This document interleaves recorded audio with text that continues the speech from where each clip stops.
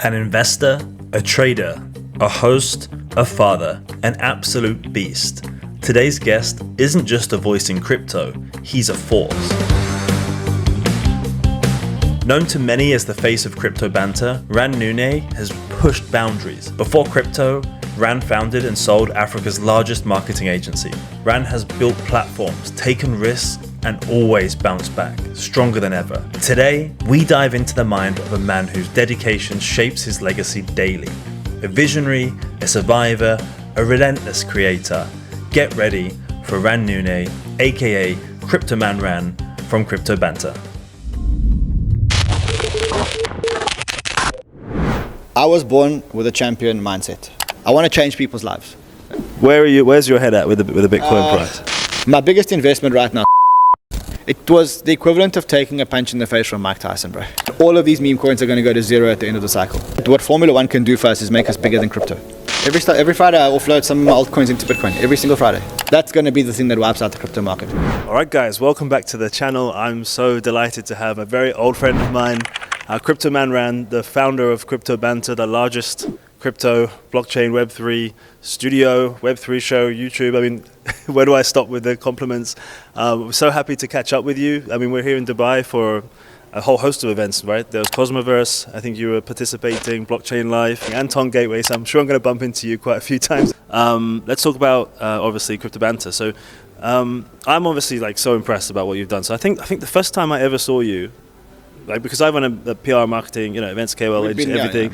So I've been aware of you for a long time, and obviously I've admired your work for a long time. I think it was CNBC Crypto Trader when you first came on my radar, and I think it was at like Consensus 2019. I think it was New York peak bear market I think it's in the Hilton. They used to do that. It was, yeah. And you were hosting your show, and looked very suave.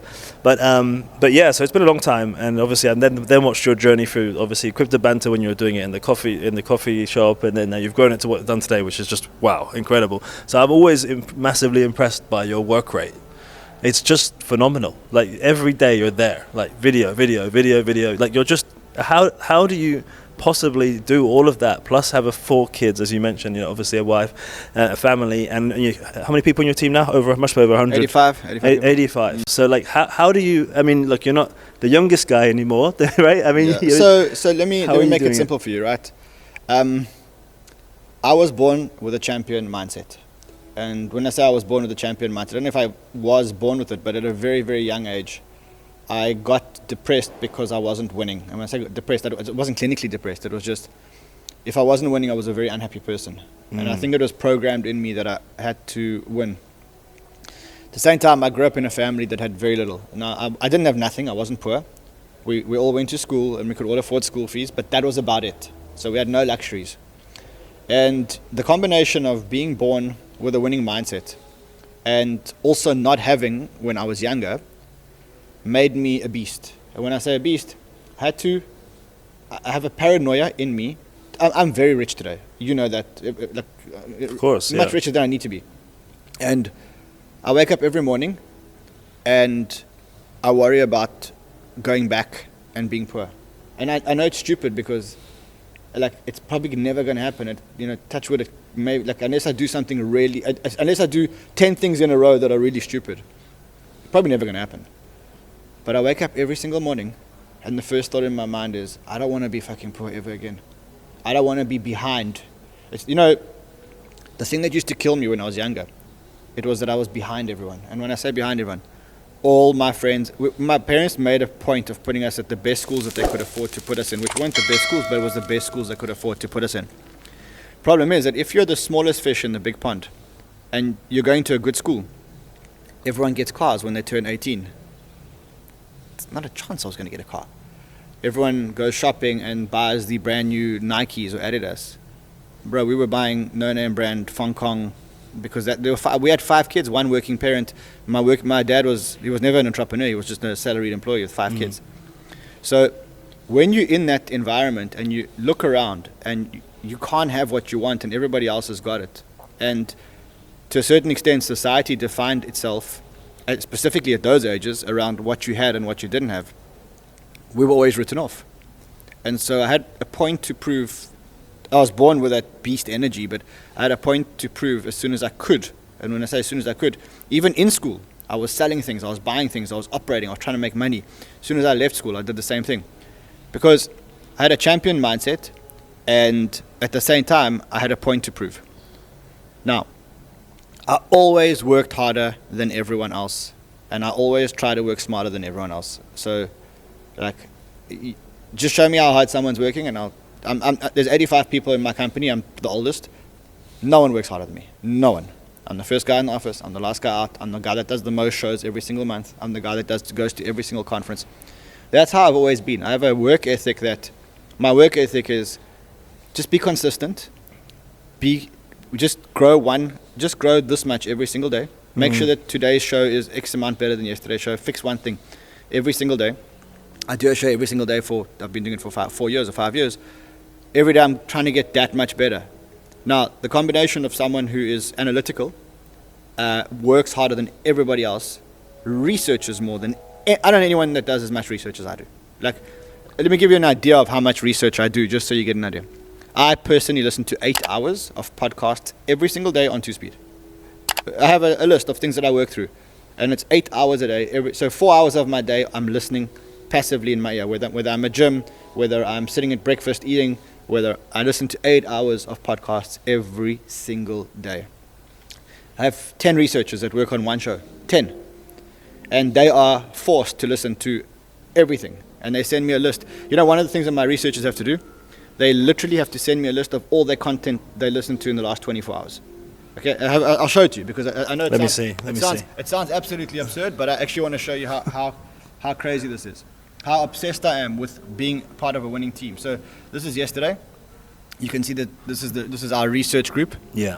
And you can literally see that. Let me just get to the morning, because they usually drop in the morning. So GM, content watched, show idea, watch this show, this show, this show, this show, this show. They literally have to send me a document of every piece of content that they've watched, every single one of them. Here again, content watched, 1, 2, 3, 4, 5. Content watched. This is each researcher will drop me a list of all the content that they've watched. Why? Because I want to make sure that these guys are marching at the same speed that I'm marching, right? Right. So I know you see my show and you think, oh wow, he's switched on a camera. There's 10 researchers. We've all researched the whole day. We have then, based on that research, taken action.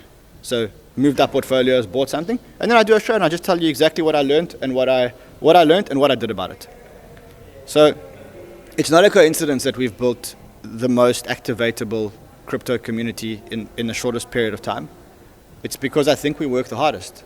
There are other people that I have a great respect for that work very, very hard, but I think there's no one in the industry that works as hard and as smart as we're currently working, and that's the secret to our quick success. It's not quick.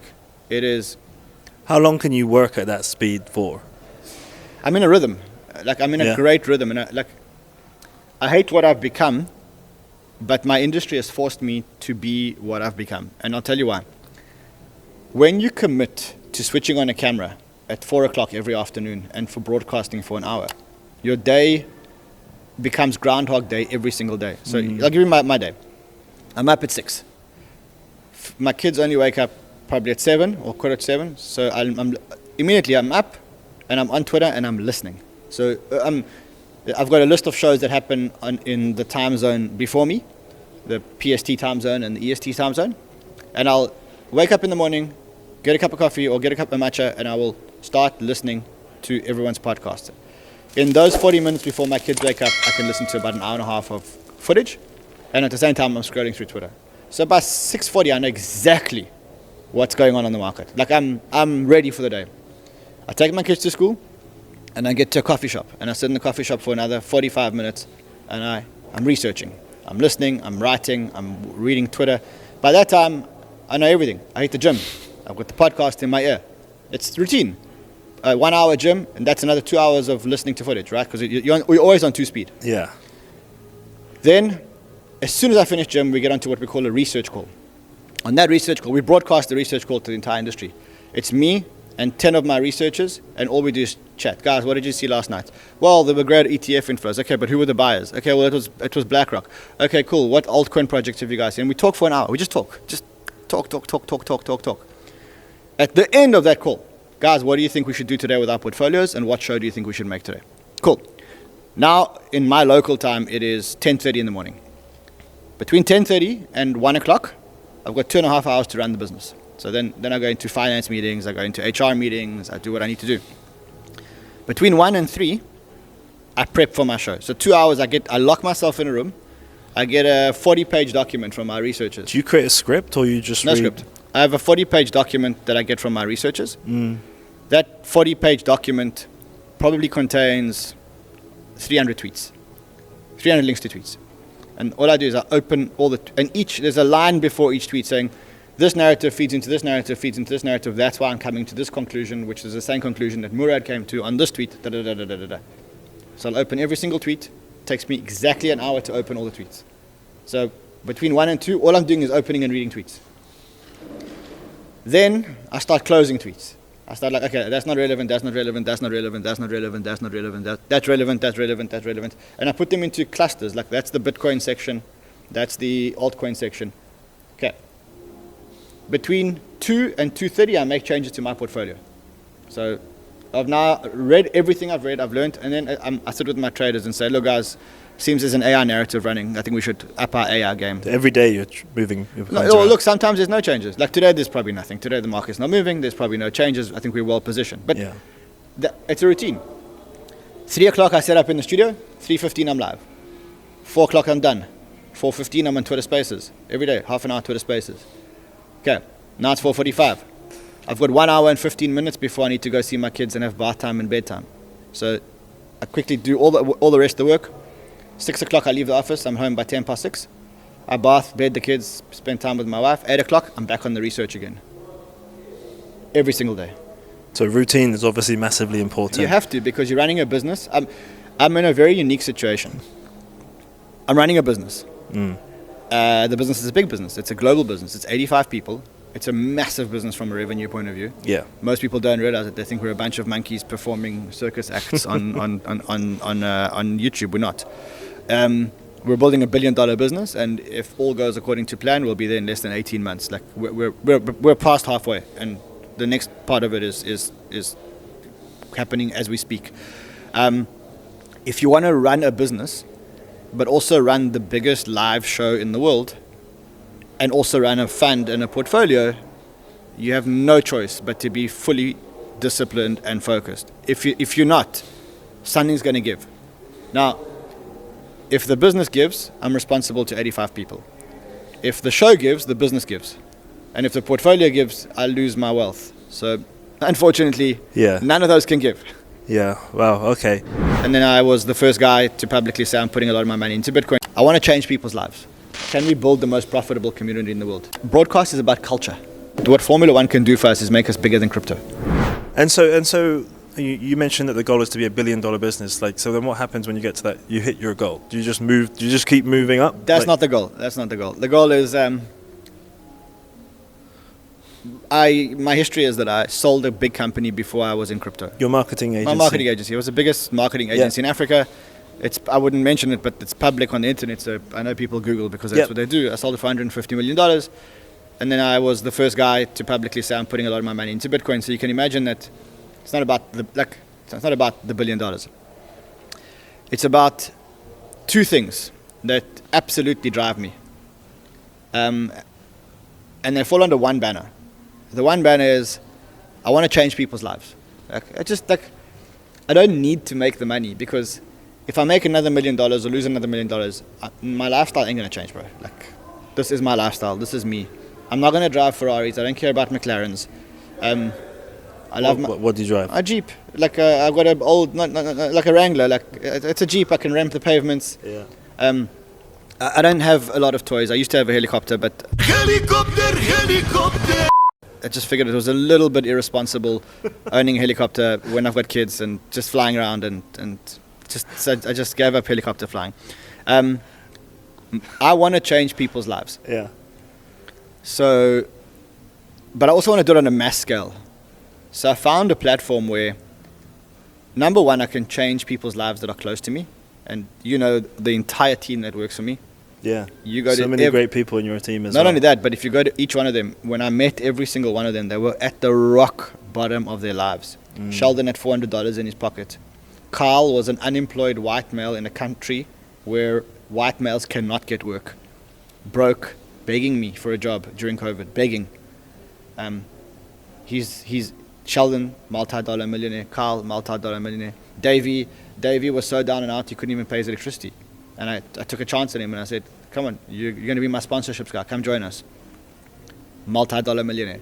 So You purposefully looking for those kind of people that want to change their lives? I'm looking for people where I believe that I can make a huge impact on their lives. And if you walk through Banter, actually my star, I've got 2 stars now that I'm really excited about.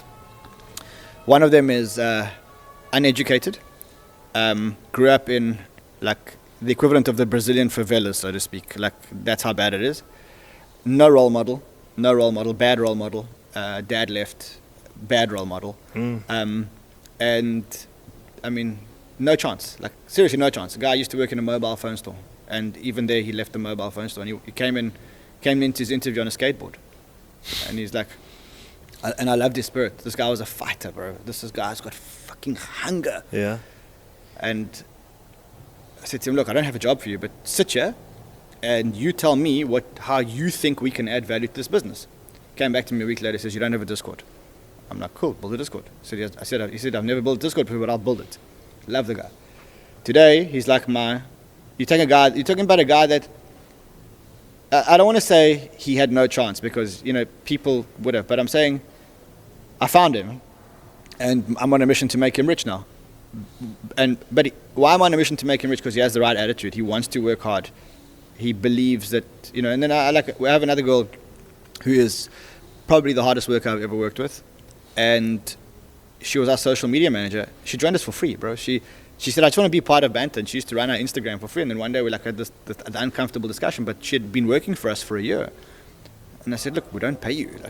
She said, yeah, you don't pay me. I'm like, well, can we start paying you? And today she runs a studio which is starting to power everybody else's YouTube channels because we've built these amazing technological tools. So my model is, why do I do this? I do this because I have fun changing lives. And so I look for people where I really think I can personally have an impact. And I believe that they will succeed and they will have a certain level of gratitude and appreciation. And my fun is to play the game and see if I can build the Lego tower. So can I take all the pieces of Lego on the floor and can I build up these people? My bigger purpose is to change people's lives on a mass scale. And what I found is that if you do a lot of work, research, and you broadcast all your research in an open, honest, transparent way without gating it or trying to sway people for selfish means, you literally say, this is what I learned, this is what I did to my portfolio. Look at my portfolio on the screen. And you land up making money. If they, to an extent, follow you, they'll land up making money. And so what happens is, when I walk in a conference, and you've seen this before, hundreds, if not thousands of people walk up to me and say, you've changed my life, you've changed my life, you've changed my life. What I realized is that we have a platform where we can make mass impact on a mass scale. Now, what is the mass impact that we can make? We can change people's lives. How? When you meet a person who's not financially free, we're lucky, we're financially free, we live. When you meet a person who's not financially free, that person doesn't live. That person is in prison because all they're worried about is, how am I going to eat? Where am I going to sleep?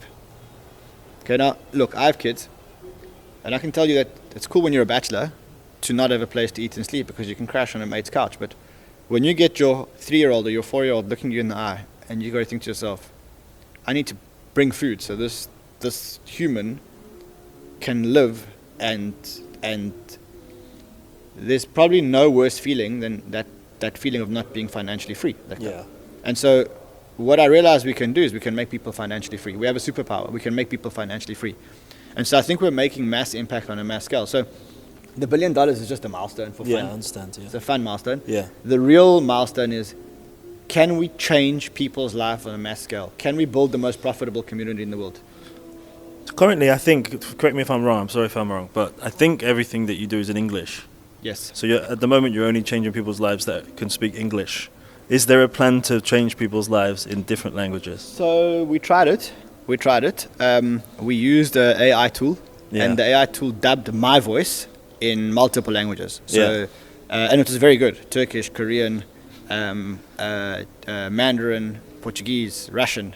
So it was literally my voice, but in Russian. How did it go? Not great, and I'll tell you why not great. Broadcast is about culture.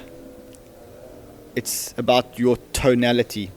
It's about the way you describe things. It's about the euphemisms that you use. It's about all those things. It's about the analogies that you make. Yeah. And they don't make sense in different languages. So you are immediately, even with the most sophisticated AI tools, and we were trialing real AI tools. Yeah.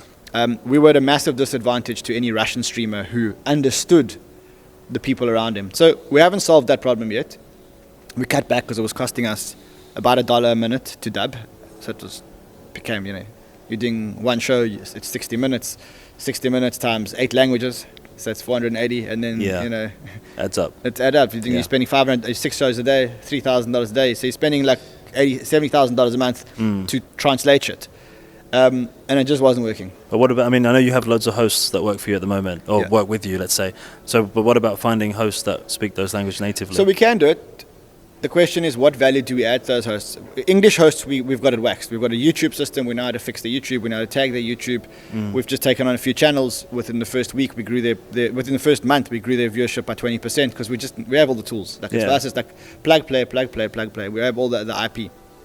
I think for now, the English-speaking world is nice. If we can find a gap in the non-English-speaking world, we're going to go all in. But for now, have fun doing what I do, so just keep doing what I do. Love it. Okay, so I watched your video the other day. Unfortunately, Davey hurt his hand on my boat party. Sorry about that, injuring your top sponsorships guy. But you said you guys are sponsoring a Formula 1 team, which is obviously massive. Yes. So how did that come around, and how do you think that's gonna, what is the business goal around that specific sponsorship? I guess you could say it's 50% business and 50% just wanting to have fun. I love Formula 1.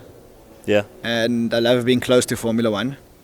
And I guess that, one of the best ways for me to get really close to Formula 1 is to sponsor a team and really understand how the team works.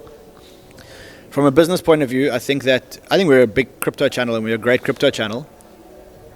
But crypto is a very small speck in the industry of the world, and Formula 1 isn't. And I think that what Formula 1 can do for us is make us bigger than crypto. So Ran is much bigger than Cryptobanter, and so are the rest of us. And the idea behind Formula 1 is to make us bigger than crypto and to bring outside of crypto people to us, because they're all going to say, well, who's this company sponsoring the Formula 1? And also look, I think there's lots of opportunities in Formula 1, and I want to try and tap into those opportunities. So I think it's you're going to be be driving. Yeah, you get to a point where not everything has to be 100% about ROI. Sometimes it's about just experience. So ROE, return on experience. Exactly. So and you never know when your time's up. It so Chris Hoy, I think his name is the Olympic cyclist for Britain. He got 6 gold medals. He's 46. He just got told he had terminal cancer, and I was thinking, shit, he's fitter than any I'll ever be in my life. And we or you or I definitely just keep my money in unrealized gains all the time, and I'm never spending it. I'm not even wearing this is a Whoop band. This is $30 a month. I don't ever watch. So the problem is they think they're smart. Within a matter of 24 hours, I mortgaged my parents' house. I mortgaged some other properties that I had. Just confirm again how much you lost in that. Over $130 million. It was the equivalent of taking a punch in the face from Mike Tyson, bro. I was going through an anxiety attack. I was 10 minutes from being live. A lot of people accumulate a lot of money in their lives. And I find that people that accumulate a lot of money in their lives end up having asshole kids. They have unmotivated, undriven, entitled kids. Because the kids never have to fend for themselves. They never have to fight the fight that I had to fight. And so my feeling is that I don't really want to leave anything to my kids. Not because I'm an asshole, but actually because I really love them. So I want to live my life so hard that I die in debt. Honestly, the day that I die, I want the bank manager to go, what am I going to do now? I want to live so hard that I'm so badly indebted on the day that I die that there's no point in dying with money, because number one, I mean, leave enough for your wife if she's going to live after you, and leave enough for your kids to get the basics. Yeah. But don't leave too much that your kids become spoiled bastards, because that's like, those are the worst kids in the world. Those, like, I know a lot of those kids that daddy just gave them everything. Yeah. And you know what the problem is? The problem is they think they're smart, but they're not. And there's nothing worse than a person who thinks they're smart because they have money, but they never built it themselves because they don't go up the character curve. Like you and I, we've worked hard. We've failed 25 times before we succeeded. We fail every day. Yeah. Every time we do it, builds our character. So I call that the character curve. So what's the difference between a footballer that makes it and someone like us that makes it? When a footballer makes it, they start too high.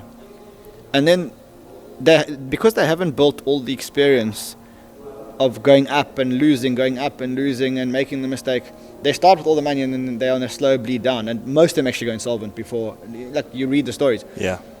If you go up the character curve, it means that you're armed to be able to take on any challenge that life throws at you.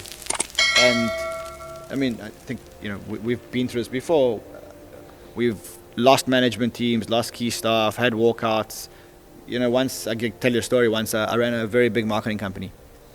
Built the company up for like 6 or 7 years. The marketing company made all its money in November, December. Like 80% of the money was made in November and December. So the rest of the year you work to keep the lights on, and November, December, Christmas is where you make your real money. Right. 5th day of December or 10th day of December, and remember the courts close on the 16th. A liquidator walks into my business and he says, "This business is under liquidation. I'm the new boss here." I'm like, "Bro, we've got money in the bank. What are you talking about?" He's like, "Yeah, someone sued you. You never got the notice. They sued us for the equivalent of what today is $3,000. We never got the notice because the registered address of our business was wrong. Right. And in my busiest time, in a business that I'd worked hard for 6 or 7 years to build, the liquidator came to start liquidating us. In your busiest time. Like you think like you got every single client that you've ever worked for running their most campaigns, your bank account's frozen. You can't pay people. So what did I do? Most people would have closed their business down because they freeze everything. They freeze your personal accounts. They freeze your business. You're done, bro. You're dead. And people are coming to you to get money every day, like $300,000, $400,000 a day. Within a matter of 24 hours, I mortgaged my parents' house. I mortgaged some other properties that I had. I went to uncles and aunts and I mortgaged their houses. I operated within 24 hours. And I kept the lights on in the business and we managed to get to court. And when we got to court, we just settled the lawsuit in the court. But the court was about to close for the court recess that year. Had the court not heard our case or decided to postpone our case, our business would have been closed. Okay, now, you have to have that experience so that you know how to deal with other shit that's thrown at you, right? So, I mean, that's one of the things that I really find fascinating about you. All the boom and bust cycles that you've had, that you've spoken about on other shows, and that brings me to obviously the lunar crash. So I have to mention it, but I think it's okay because people can learn from you, and people can be like, wow, if he can get through that, then I can get through whatever problem I'm facing in my life. Somebody listening to this, and so just confirm again how much you lost in that. I mean, look, we were invested in Luna, we were invested in the ecosystem project. It's very hard to say exactly how much we lost, over $130 million, because I know our natural investment in Luna itself and surrounding projects was about that much. But then don't forget the rest of our portfolio also went, the Bitcoin went from halved, quartered, I don't remember what it was. And I lost everything. I mean, I lost it all. And then I kind of remember being on the phone to a friend of mine and saying, I don't have it in me to build it again, bro. I worked for 20 years to build a marketing company. I sold the marketing company. That was tough, bro. Yeah. Building a business with 1,550 people and 80 offices is one of the toughest things you're ever going to have to do in your life. And it's an operational business. It's not a technological business. Yeah, I can imagine. And then you take all that money, you invest the money in crypto, you build an amazing crypto portfolio. You do stupid things. I was stupid. I put too much money into one ecosystem. I drank the Kool-Aid like an idiot. And it all went to zero. And I remember thinking to myself, like, that's it. I'm dead. Like, I'm wiped. Like, that's it. I walk in the office, I'm the walking dead. Like, my eyes are open, but I have zero emotion. And I'm looking at the people that work for me, and it's hard because, like, they're all working for you because they want to follow you, but you're out. Like, in your head, you're knocked out. It was the equivalent of taking a punch in the face from Mike Tyson, bro. That's how I felt, okay? Gosh, yeah. You'd be alive, but... I can only imagine Yeah. like what that must feel like. And there's nothing you can do. Like, you're helpless. I don't know if you've ever been in a position where the outcome doesn't depend on you, and there's nothing you can do to influence the outcome. You're basically just a victim, and you stand there and you just deal with what's handed to you. And then, I mean, I thought of closing the business. I thought of leaving crypto. I thought of leaving life, to be honest. Like, at some point, and you look at your kids, you're like, "Fuck! I've let you down. I've lost your university funds." And at the time, remember, the air's taken out of you, so you don't have the spirit to fight back. You're defeated. Right? Yeah. Like, if Mike Tyson hits you in the jaw, you're not going to get up and say, "Let's fight." You're like, bro, you're out. You're dead. Like, it's finished. Yeah. And that's where I was. I was dead. Like, I was dead inside. And I remember, like, actually, like you try and smile because your son tells you a joke, and it's like, because you can't. You're dead inside. It's dead.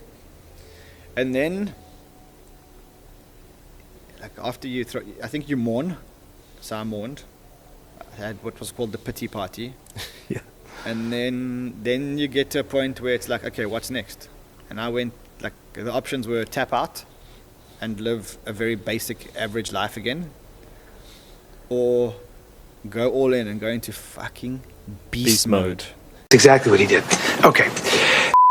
And I chose the latter, and I haven't been able to snap out of beast mode since. Like, I'm addicted to beast mode.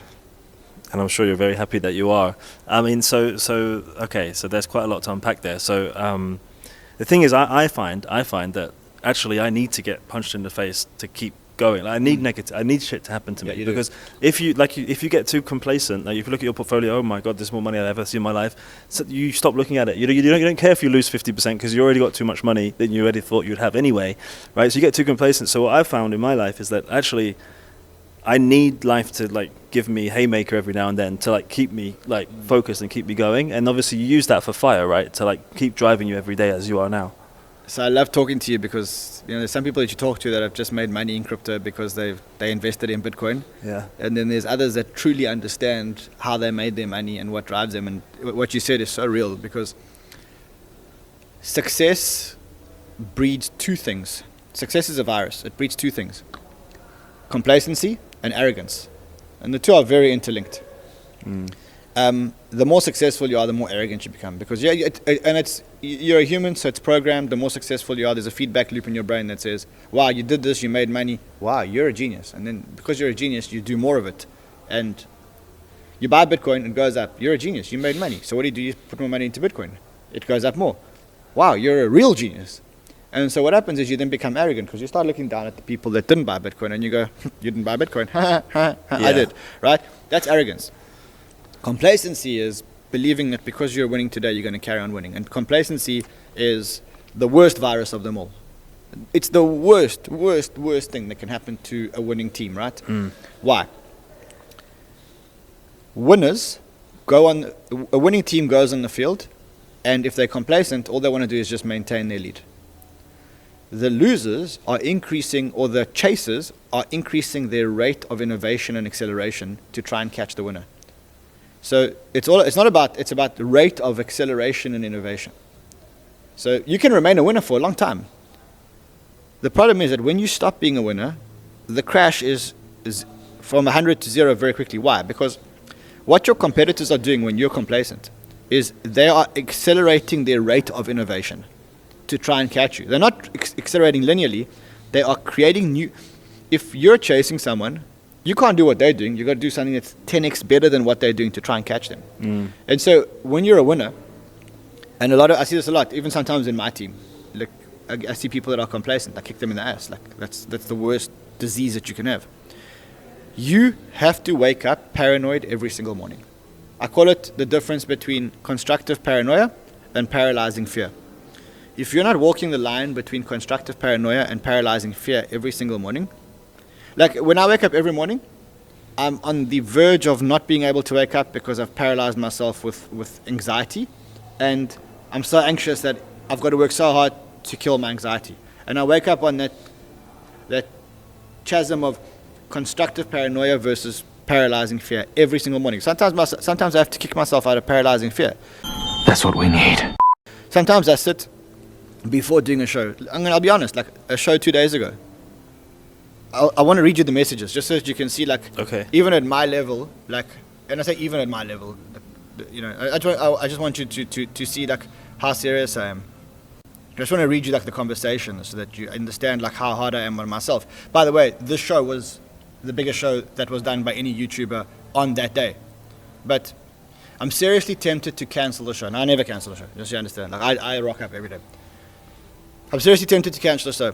I feel we're not adding any new value to our users. It feels like I'm just recycling from the last shows. I feel like I didn't learn anything today, and that viewers will probably feel the same. And one of the researchers commented says, "Don't cancel, sir." And then I said to him, "But what are we learning?" And I was going through like an anxiety attack. I was 10 minutes from being live, and I just felt that the show wasn't good enough. And I said, "Feels like I'm just doing the shows to go through the motions. Feel like I'm letting down the audience." Okay, like that's how I felt. Now, bear in mind, I'm doing a show every single day. The market's not giving us anything. But this is the paranoia and the anxiety that I went through the show. And the researchers are trying to motivate me to do a show, saying there's quite a lot of enthusiasm right now in the market. You can talk about a whole lot of things. He lists a whole lot of things. All of these meme coins are going to go to zero at the end of the cycle. That's going to be the thing that wipes out the crypto market. Enjoy the ride. Number one, I take profits every single week. The Fed loosened, the cycle went up. And then I said something like, hold on, I just trying to. It feels to me like I've done the show 100 times before. It's the same show. I'm talking about the Sol ecosystem and the ETH ecosystem and the AI memes. It's just a recycle. I may as well just play an old show. I don't want to do a show today. I feel if we do a show, we're going to put out an average show, and I don't want to be seen with average. Yeah.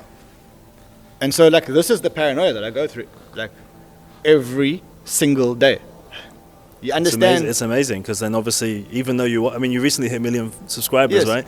So I can imagine a lot of YouTubers with the gold plate, YouTube, and they sat there with a cigar, but you're not doing that. You're still trying to get the best show out every day. I see a lot of successful YouTubers that will just switch on the camera and just do a show. Yeah. Did you feel the anxiety and the paranoia of not doing I saw the that on best his show, WhatsApp, not doing the best show? Yeah. That was what I went through. That's natural. Like I was like, I was 15 minutes, bro. I can switch on a camera now, and I can go live, and I'll get 50,000 to 100,000 views, no problem, and that'll be the most views that any YouTuber gets. But that's the anxiety that I operate under.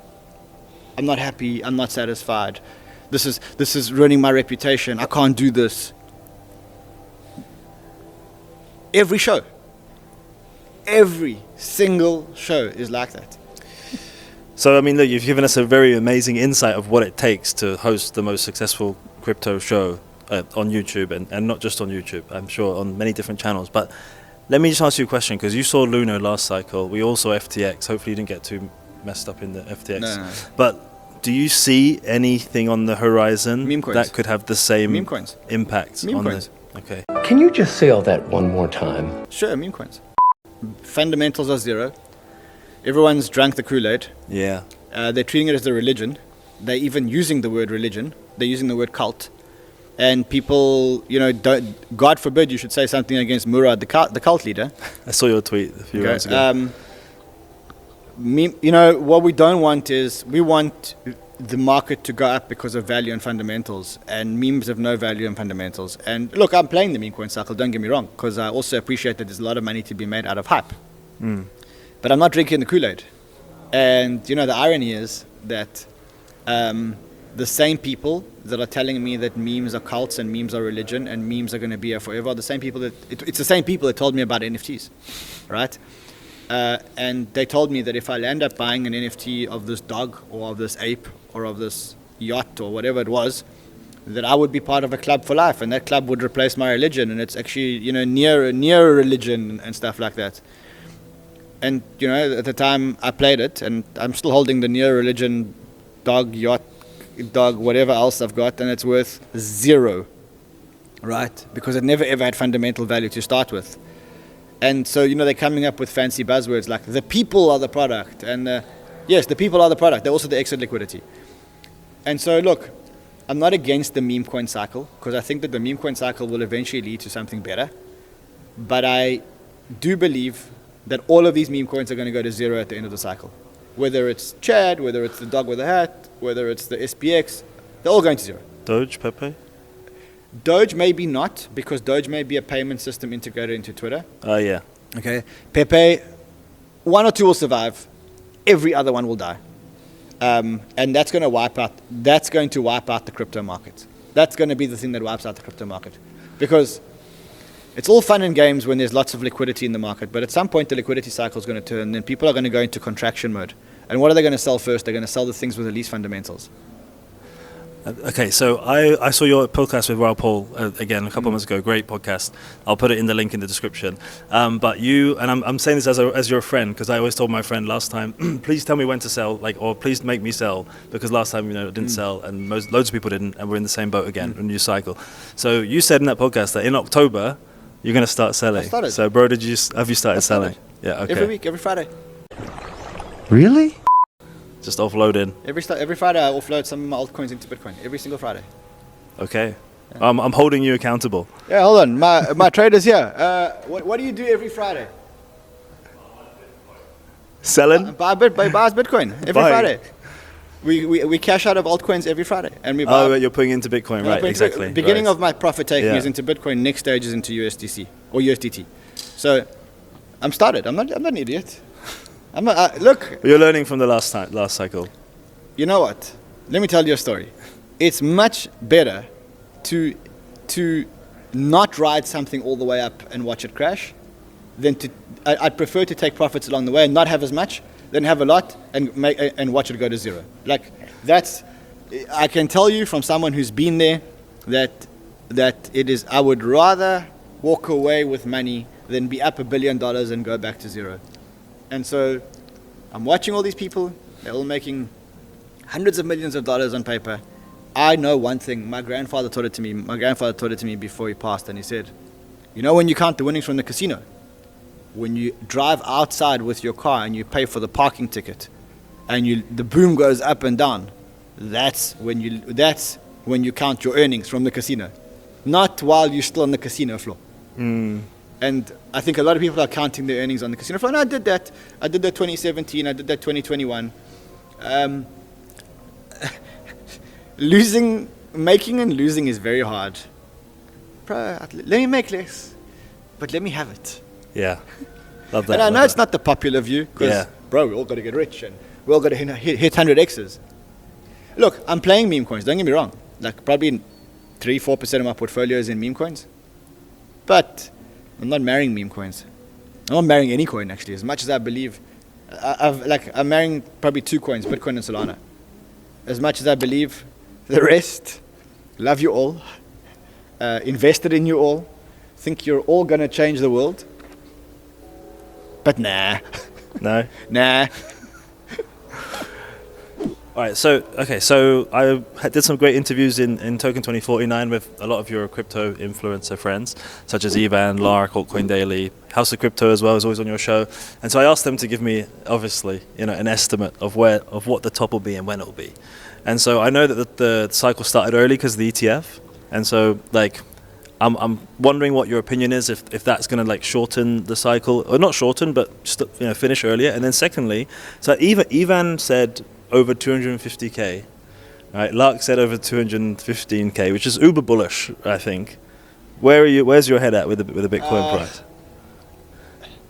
I don't look at it in cycles anymore because I don't give a shit. Because I've been here for 3 cycles and I plan to be here for another 3, right? Yeah. So But it will be a cycle. We're gonna and what's gonna happen is we went from 3,000 to 64,000. And then we came down to 20,000. And then we went up to, so far, 73,000, but we haven't even got there. Maybe we'll get to 200, maybe we'll get 300, who knows? Probably more, but who knows, right? And then it's going to go down to 70,000. And then it's going to go back up to 700,000. Yeah. Which cycle, what, are you trying to time the market? Is that what you're trying to do? If you're trying to time the market... A lot of people are. Start selling today. You don't know. Nasdaq's at all-time high, Dow's at all-time high, Gold's at all-time high. Start selling today. A little bit. I take 0.1% of my portfolio every week. Okay. It's it makes sense. It's a dynamic thing. It's not hold on. At the end of the cycle, are you going to leave? Because you didn't leave the end of the last cycle. No. And you didn't leave the end of the cycle before. You're still going to be here. Yeah. So what is the cycle? If you're still here, what is the cycle? Well, I guess the cycle is to make as much money as you can, so that you can reinvest again at the bottoms of the next. You're not gonna call the top. You're not gonna call the bottom. Forget it. Like you're not. No, of course not. Never met someone that did. Something I learned massively from the last cycle, because like Willy Woo had all of his grass and everything, and I drank the Kool-Aid. I think like most people, the 100K last narrative, I was sure of it. Plan B told me it's going to be 100K. Blow off top. Everyone was waiting for it. Plan B had 1 million YouTube followers. Plan B had to be right. That's also why it's got me also worried about everyone's just so sure that everything's going to go into like banana zone or coin frenzy. Everyone's like, the longer the chop, the higher the banana kind of thing. I don't care, and I'll tell you why I don't care. Number one, I take profits every single week. Yeah. On a Friday. Every single week, clockwork on a Friday. Okay. It's briefed. Number two, I'm not here for one cycle. So I'm here for Solana for 3 cycles from now. I'm here for Bitcoin for... when I entered into Bitcoin in 2014, 15, somewhere around there, I don't remember the exact date. When I entered into Bitcoin, I thought there was an end to the cycle. Yeah. And that cycle ended at like $1,000. And here we are 70x later. And I'm still here. So then, why am I trying to time the cycle? Yeah, true. Okay. We're not here for one cycle. We're here for multiple cycles. So, great. Maybe I would have timed the cycle top. Maybe I would have sold my Bitcoin. But maybe I wouldn't have. And then the problem is I would have sold them at 1,000 thinking it's a cycle top. And I would have bought them back at 18,000 and I would have lost $17,000 worth of gains. I'm not here for one cycle. That's why when people talk about this cycle, and I do talk about the cycle sometimes, because I do think at some stage the Fed will start contracting liquidity, because these cycles are a function of liquidity. The Fed tightened, the cycle went down. The Fed loosened, the cycle went up. We just started the loosening cycle. Chill out, bro. Enjoy the ride. You know when you'll know? When it gets euphoric. There's no euphoria at the moment. The euphoria index right now is on 0. Again, I'm bullish meme coins, don't get me wrong. Is there any other narratives that you're particularly bullish on? The coins have 0 value and the people have 0 loyalty. My biggest investment right now, put your biggest bet on the derivatives. That was one of my questions. Obviously, you have a YouTube channel, so you're almost like, you have your own index of like, how bullish, how many views you're getting, how many comments you're getting, how crazy people are getting, UFC see the inbound. Like, where do you think we're at with that froth, like, or lack of? 0. So then except meme coins. Lots of money, lots of froth in meme coins. Again, I'm bullish meme coins, don't get me wrong. But it's the same people that told me about NFTs. It's the same bros. It's not the crypto bros. It's the NFT bros. Yeah. It's the NFT bros. Yeah. And they're using the same terminology. Cult, religion, near religion, community. They didn't learn, hey? I mean, okay, cool, I get it. The coins have 0 value and the people have 0 loyalty. The only loyalty they have is when the price is going up. Price is going down, they're all going to lose their loyalty. Yeah. So outside of meme coins and AI, is there any other narratives that you're particularly bullish on? Sure. For this cycle? I go back to the fundamentals of this industry. What are the fundamentals of this industry? What is blockchain? Blockchain is the creation of digital value and the ability to send and trade digital value. That's what blockchain is, right? Like, what is this whole industry about? The ability to create digital value. Yeah. And then once you created it, you can trade it and you can send it, right? So for every asset that you create, let's say you create an asset. The asset has an underlying value of $1 million, right? Like let's say you tokenize a car, example. A car has an underlying value of $1 million, digital value. Around the car, there's a trading layer, a spot trading layer. You can buy and sell equity in the car. That's probably worth 100 times the value of the car, 1,000 times the value of the car. Because if you think like one asset on the blockchain, you can trade it 10,000 times, right? In a year, whatever. Then there's a third layer, which is you can trade a derivative on the car.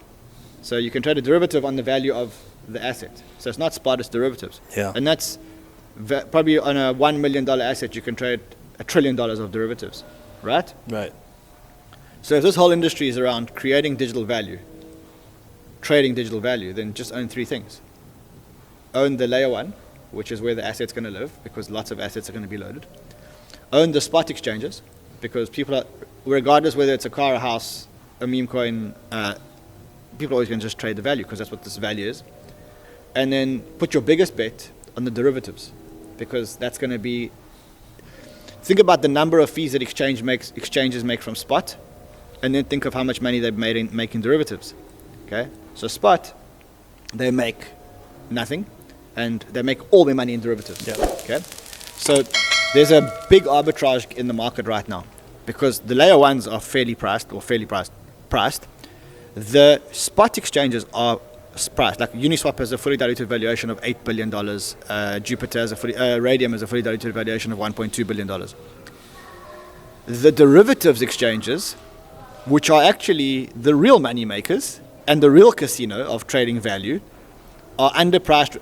They should be priced 10 times the valuation of the spot exchanges, and they're not. And so for me, that layer is probably the most interesting layer, is the derivatives layer on trading value. If 80% of your portfolio is in layer one, trading platform on spot, trading platform on futures, 20% of your portfolio is on trading the actual car. In other words, which car is going to win? I don't give a fuck. Because 80% of my value is on all the infrastructure that's backing all these cars. So like you're talking to me about which AI project. I don't give a shit. I want to own the exchange where the AI project's value is going to be traded on. So you'll save 80% of your time because you don't need to research all the research projects. Honestly, like my biggest play in meme coins, I bought Radium. I bought fucking tons of Radium. Why? Everyone's trading their meme coins on Radium. Mm. Yeah. After meme coins die, they'll trade their AI coins on Radium. After AI coins die, they'll trade the index coins on Radium. Drift, the derivatives play on Solana. It's valued at $600 million fully diluted. So I don't know. Don't quote me, but it should be valued 10x the value of Radium, and it's not. It's valued at half x. Bro, market. No, you're right. Yeah. Logic is value is a function of money earned. Money earned is a function of fees. Who earns the most fees? The derivative exchanges. Who earns slightly less fees? The spot exchanges. Who's going to earn the least fees eventually? The layer ones. Why? Because also the gambling. Well, gambling niche, is derivatives. like Rollbit. The derivatives. Yeah. Yeah. I've got big bags of Rollbit. I've got big bags of all the derivative exchanges. The rest, I couldn't give a shit. Like, honestly, whether AI is going to win or a meme coin is going to win or, I don't know, like some new shiny, I don't give a shit. Because that's 20% of my portfolio and I do it for fun. I do it for affirmation to see whether I'm good at calling narratives or not. But the picks and shovels, my biggest investment right now is Solana. Bitcoin, Solana, Arweave. Why? Because I think that those are the winning layer ones. Second biggest investment, Radium, Jupiter, Drift, all the trading platforms. I don't care. Trade whatever you want, guys. Come play in my casino. Trade whatever you want. If you want to sit at the meme coin table, sit at the meme coin table. You want to sit at the AI coin table, go sit at the AI coin table. You give a shit. Just trade. Just keep trading. Amazing. Okay, Ran. Well, look, thanks so much for your time, bro. This has been amazing. Thank you, bro. Could you give us three takeaways that you've learned through your whole crypto journey for our viewers to take away? 3 takeaways. I'll give you a few. The first thing is wake up hungry and paranoid every single morning. If you don't, I don't think you can ever win. If you're not being chased by this ghost of your past and of your fears every single day, you probably ain't going to make it. Be consistent.